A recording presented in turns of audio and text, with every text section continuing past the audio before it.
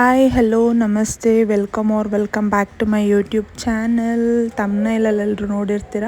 ಇವತ್ತಿನ ವ್ಲಾಗಲ್ಲಿ ನಾನು ಸಿರ್ಲ್ಯಾಕ್ ಅಂದರೆ ರೈಸ್ ಸಿರ್ಲ್ಯಾಕ್ನ ಯಾವ ರೀತಿ ಮಾಡ್ಕೊಳ್ಳೋದು ಮನೆಯಲ್ಲೇ ಅಂತ ತೋರಿಸ್ತಾ ಇದ್ದೀನಿ.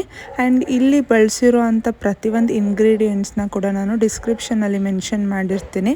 ಆ್ಯಂಡ್ ಈ ಥರ ಎಲ್ಲ ಇಂಗ್ರೀಡಿಯೆಂಟ್ಸ್ನು ನಾನು ಒಂದ್ಸಲ ತೊಳ್ಕೊಂಡು ಬಸ್ಕೊತೀನಿ.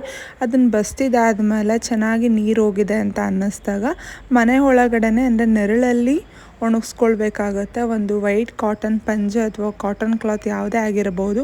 ಅದು ಫಸ್ಟ್ ಹೈಜೀನ್ನ ಮೇಂಟೈನ್ ಮಾಡಿ, ಏಕೆಂದರೆ ಮಕ್ಕಳ ವಿಷಯದಲ್ಲಿ ಹೈಜೀನ್ ತುಂಬಾ ಮುಖ್ಯ. ಮಕ್ಕಳೇ ಆಗಿರ್ಬೋದು, ನಾವೇ ಆಗಿರ್ಬೋದು, ಫುಡ್ ಅನ್ನೋ ವಿಷಯಕ್ಕೆ ಬಂದಾಗ ಹೈಜೀನ್ ಇದ್ರಣ ಅದು ಬಳಸೋಕ್ಕೆ ಚೆನ್ನಾಗಿರುತ್ತೆ.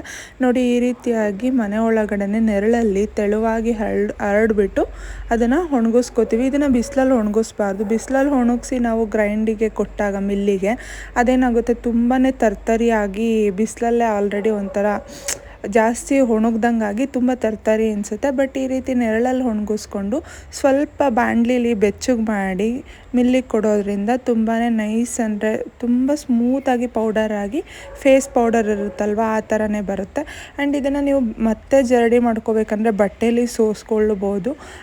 ಎಬೋ ಒಂದು 9 ಮಂತ್ಸ್ ಬೇಬಿಗೆ ಕೊಡ್ತಾಯಿದ್ದೀನಿ ಅಂತಂದರೆ ಮತ್ತೆ ಜರಡಿ ಮಾಡೋದೇನು ಬೇಡ. 6 ಮಂತ್ಸ್ ಎಬೋ ಕೊಡ್ತಾಯಿದ್ದೀನಿ ಅಂದರೆ ಒಂದ್ಸಲ ಜರಡಿ ಮಾಡೋದು ಒಳ್ಳೆಯದು.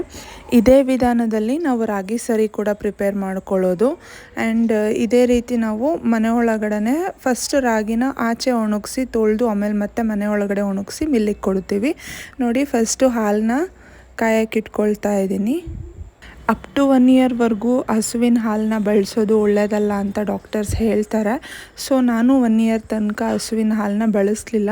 ಅಂದರೆ ನೀರಲ್ಲೇ ಸಿರ್ಲ್ಯಾಕ್ ಪ್ರಿಪೇರ್ ಮಾಡ್ತಾಯಿದ್ದೆ. ಆಫ್ಟರ್ 1 ಇಯರ್ 1.5 ಇಯರ್ ಹತ್ರ ಬಂದಾಗ ನಾನು ನಾಟಿ ಹಸುವಿನ ಹಾಲು ಸಿಗ್ತಾಯಿತ್ತು ನಾವಿರೋ ಕಡೆ. ಸೊ ಅದನ್ನು ತಗೊಂಡು ನಾನು ಈ ರೀತಿ ಮಾಡ್ತಾ ಹೋದೆ. ಫಸ್ಟು 1.5 ಲೋಟದಷ್ಟು ಹಾಲನ್ನು ಕಾಯಕ್ಕೆ ಇಟ್ಕೊಳ್ತೀನಿ.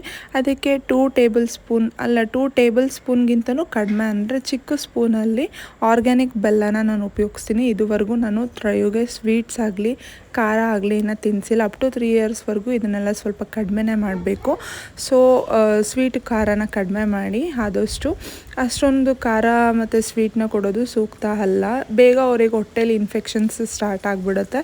ನೋಡಿ, ನಾನು 2 ಸ್ಮಾಲ್ ಸ್ಪೂನಷ್ಟು ಆರ್ಗ್ಯಾನಿಕ್ ಬೆಲ್ಲನ ಹಾಕ್ತಾಯಿದ್ದೀನಿ. ಇವಾಗ ಹಾಲು ಸ್ವಲ್ಪ ಕುದಿಯೋ ಹಂತಕ್ಕೆ ಬಂದಾಗ ಮಿಲ್ಲಲ್ಲಿ ಪೌಡರ್ ಮಾಡಿಸ್ಕೊಂಡಿರ್ತೀವಲ್ವ ಸೆರ್ಲ್ಯಾಕ್ ಪೌಡರ್ನ, ಅದನ್ನು ನಾನು ಒಂದು 2 to 3 ಟೇಬಲ್ ಸ್ಪೂನ್ ಅಷ್ಟೇ ತೊಗೊಳ್ತೀನಿ. 2 to 3 ಟೇಬಲ್ ಸ್ಪೂನಷ್ಟು ಆ ಪೌಡರ್ನ ತೊಗೊಂಡು ತಣ್ಣನೆ ನೀರು ಅಂದರೆ ಕಾದಿ ಹಾರಿರೋ ಅಂಥ ನೀರಿರುತ್ತಲ್ವ ಅದರಲ್ಲಿ ನಾನು ನೀಟಾಗಿ ಲಮ್ಸ್ ಇಲ್ಲದೆ ಇರೋ ಥರ ಅದನ್ನೊಂದು ಸಲ ಮಿಕ್ಸ್ ಮಾಡ್ಕೊಳ್ತೀನಿ. ನೋಡಿ, ಈ ಥರ 2 to 3 ಟೇಬಲ್ ಸ್ಪೂನಷ್ಟು ಪೌಡರ್ನ ತೊಗೊಂಡಿದ್ದೀನಿ.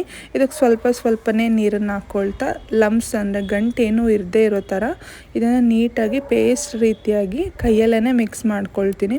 ಮತ್ತೆ ಹೇಳ್ತಾ ಇದ್ದೀನಿ, ಮಕ್ಕಳು ವಿಚಾರದಲ್ಲಿ ತುಂಬಾ ಕೇರಾಗಿ ಹೈಜೀನಾಗಿ ಫುಡ್ನ ಪ್ರಿಪೇರ್ ಮಾಡಿ.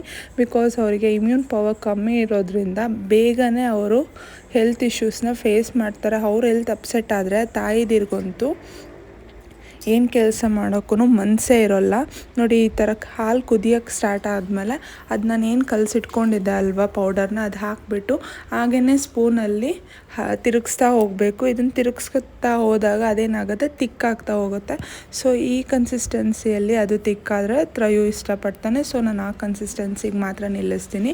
ಇನ್ನು ಕೆಲವು ಚಿಕ್ಕ ಮಕ್ಕಳಿದ್ದಾರೆ ಅಂತ ಅಂದರೆ ಸ್ವಲ್ಪ ತೆಳುವಾಗಿ ಮಾಡ್ಕೊಳ್ಳಿ. ಆ್ಯಂಡ್ ಇದಕ್ಕೆ ನಾನು ಒಂದು ಸ್ಪೂನಷ್ಟು ತುಪ್ಪನ ಆ್ಯಡ್ ಮಾಡ್ಕೊಳ್ತೀನಿ. ಈ ರೀತಿ ತುಪ್ಪ ಕೊಡೋದ್ರಿಂದ ಮಕ್ಕಳು ಗುಂಡಾಗಿ ಚೆನ್ನಾಗಿ ಆಗ್ತಾರೆ. ನೋಡಿ, ಇವಾಗ ಇದನ್ನು ನಾನೊಂದು ಬೌಲಿಗೆ ಸರ್ವ್ ಮಾಡ್ಕೊಳ್ತಾ ಇದ್ದೀನಿ. ನೋಡಿ, ಇಷ್ಟೇ ಈ ಸಿರ್ಲ್ಯಾಕ್ ಪ್ರಿಪೇರ್ ಮಾಡ್ಕೊಳ್ಳೋದು ತುಂಬಾ ಚೆನ್ನಾಗಿರುತ್ತೆ. ನೀವು ಕೂಡ ರಾಗಿ ಅಂಬ್ಲಿ ಥರ ಎಲ್ಲ ಮಾಡ್ಕೊಂಡು ಕುಡಿಬೋದು. ಅಮ್ಮ ಬೆಂಗಳೂರಿಗೆ ಹೋದಾಗಿಂದ ವಿಡಿಯೋಸ್ ಅಪ್ಲೋಡ್ ಮಾಡೋದು ತುಂಬಾ ಕಷ್ಟ ಆಗ್ತದೆ. ಎಡಿಟಿಂಗ್ ಮಾಡೋಕ್ಕೆ ಟೈಮೇ ಸಿಗ್ತಾ ಇಲ್ಲ. ಸೊ ಎಷ್ಟಾಗುತ್ತೋ ಅಷ್ಟು ವಿಡಿಯೋಸ್ನ ಅಪ್ಲೋಡ್ ಮಾಡ್ತಾ ಇದ್ದೀನಿ. ಒಂದು ಇಂಟ್ರೆಸ್ಟಿಂಗ್ ಕಂಟೆಂಟ್ ಜೊತೆ ಮುಂದಿನ ವ್ಲಾಗಲ್ಲಿ ಮತ್ತೆ ಸಿಗ್ತೀನಿ. Keep supporting me. Thank you so much. Bye.